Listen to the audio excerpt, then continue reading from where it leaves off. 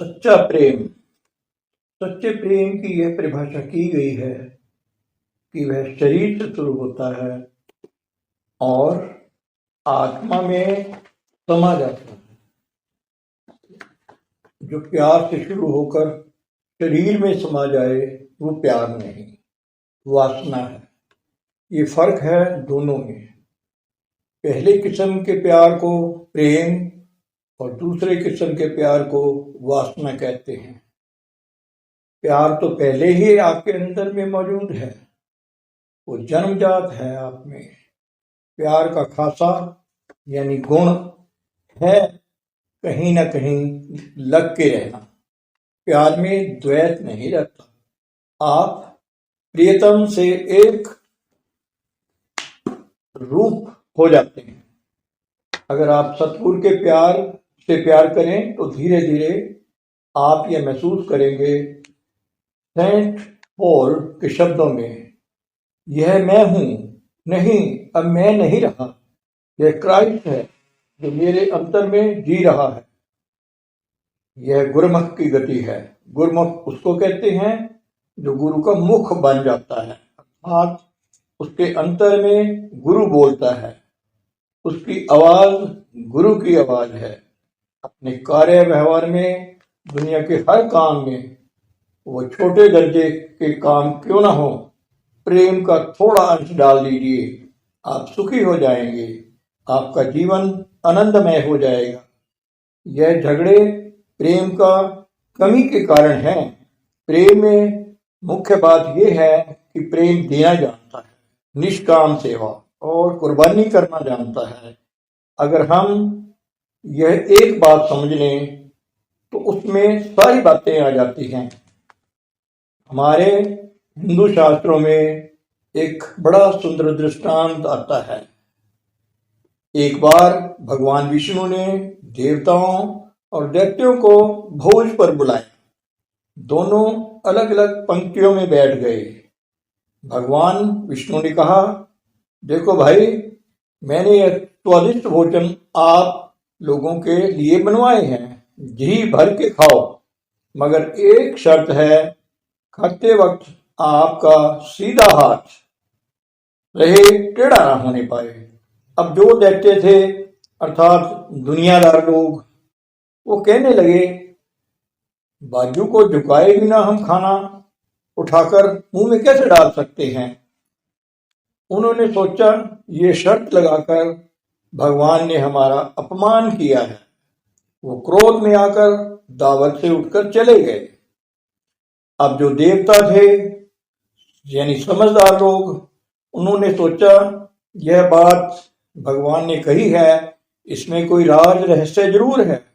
आखिर बात उनकी समझ में आ गई। कहने लगे, ठीक ही तो है, अपने साथी को खिलाऊं, साथी मुझे खिलाए, ना हाथ टेढ़ा करना पड़ेगा ना कुछ। हम हाथ टेढ़ा करते हैं अपना मतलब पूरा करने के लिए, और यही दुनिया में खराबियों की जड़ है। यदि हम देना सीख जाएं, इस शिक्षा को पल्ले बांध लें कि जब तक दे है दे, दे पुनः दे, तो हमारी सारी मुश्किलें खत्म हो जाएं।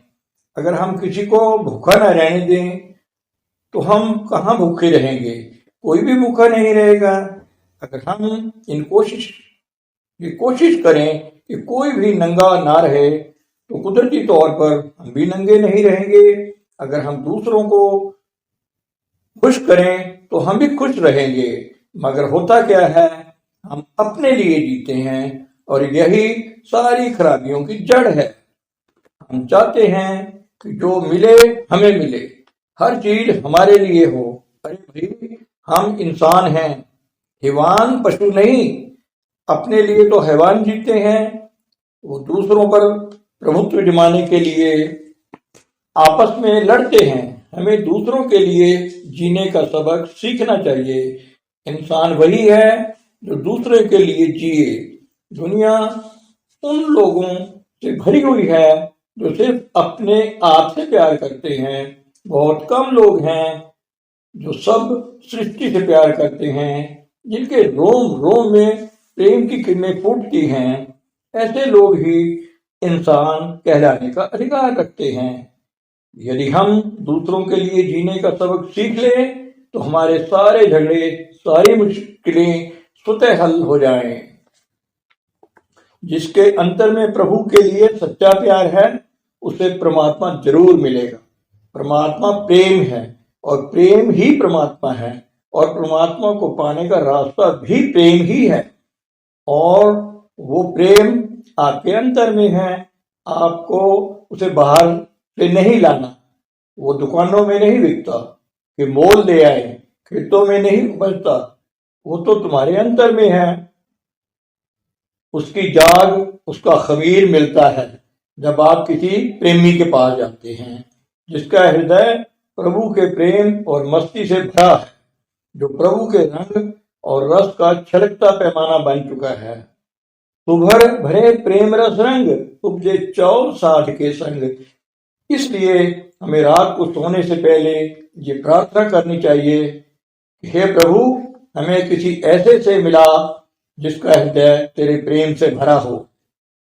यह जो बाहरी कर्मकांड इंद्रियों के घाट के साधन हैं, किए जाते हैं, इनका मतलब क्या है? यही है कि हमारे अंतर में प्रेम पैदा हो। यहाँ फिर मैं आपको बता दूं कि प्रेम दुकानों में नहीं मिलता, न खेतों में पैदा होता है। प्रेम ना बाड़ी उपजे, प्रेम न हाट बिकाए।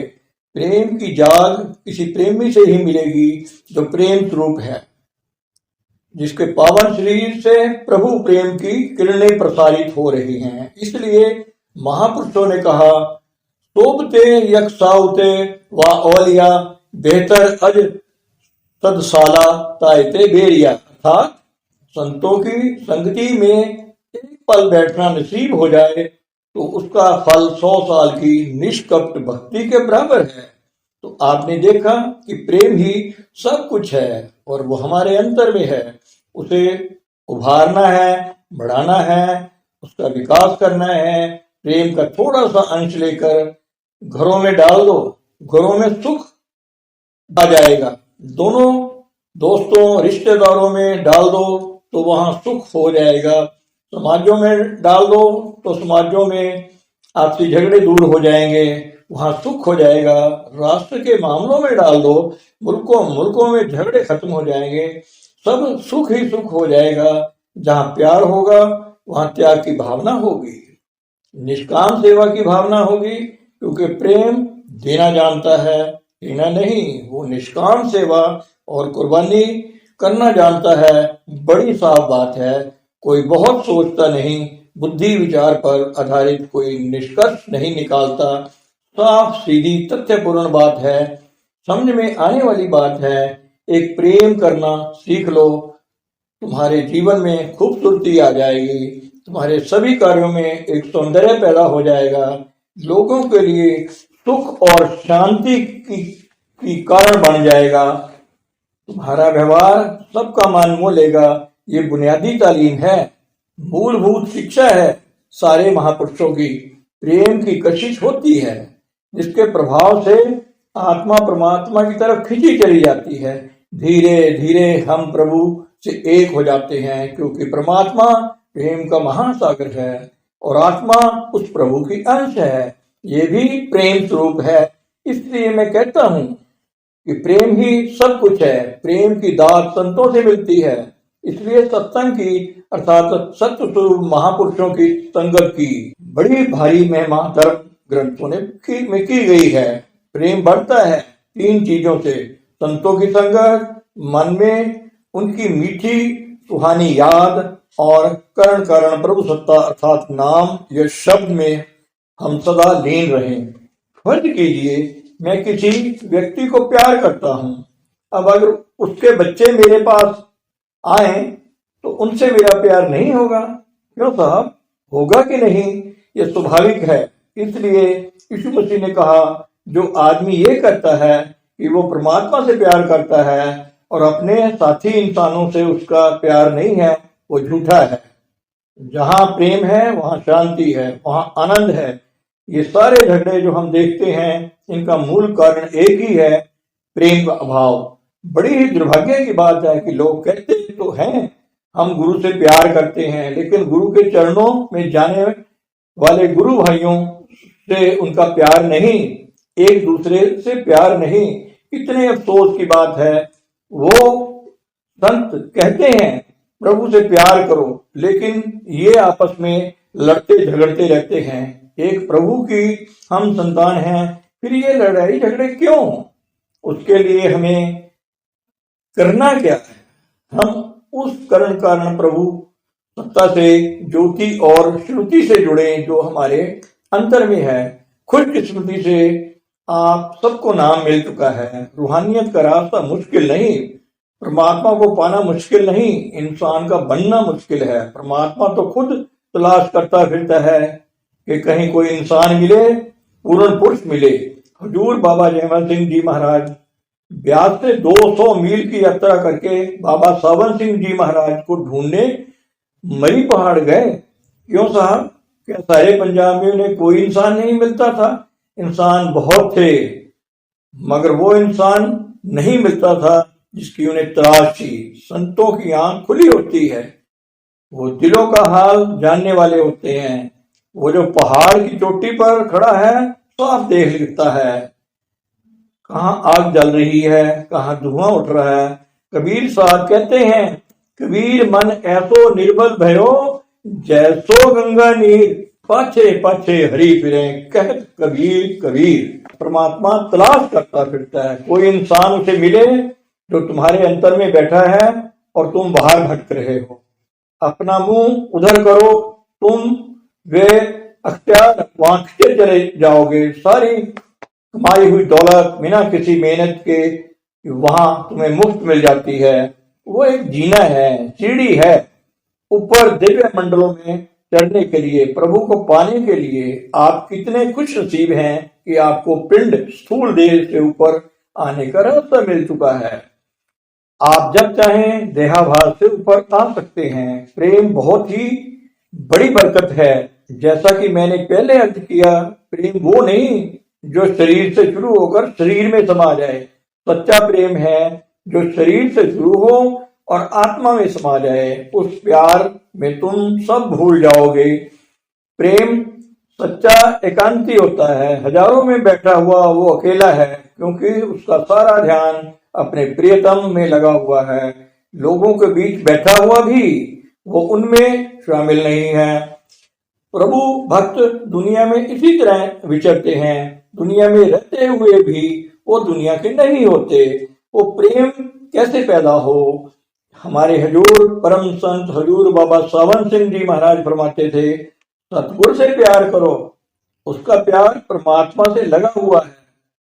वो प्रभु प्रेम का सीमा स्रोत है। वहां तुम्हें प्रभु प्रेम की जाग लगेगी। उसे हमारे प्यार की जरूरत नहीं, हम ही को है। उसे हम प्यार करते हैं ताकि बाहर मोह के बंधन हमारे टूट जाएं और एक ही प्यार प्रभु का रह जाए। सतगुरु में परमात्मा प्रकट है।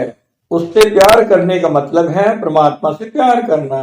सब तरफ से हट हटाकर उसका ध्यान करो, तुम्हें उभार मिलेगा। दुनिया भूल जाएगी। यही विराग है, यही त्याग है। सच्चा त्याग क्या है? परमात्मा का प्यार इतना मन में बस जाए कि दुनिया भूल जाए।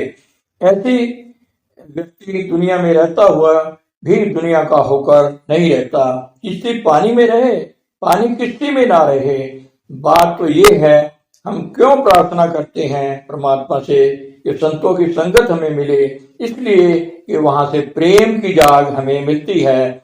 और अगर वो दया करके अंतर में प्रभु से जोड़ दें तो जो प्रेम का महासागर है, तो और क्या कहिए, हम उससे जुड़ जाएंगे।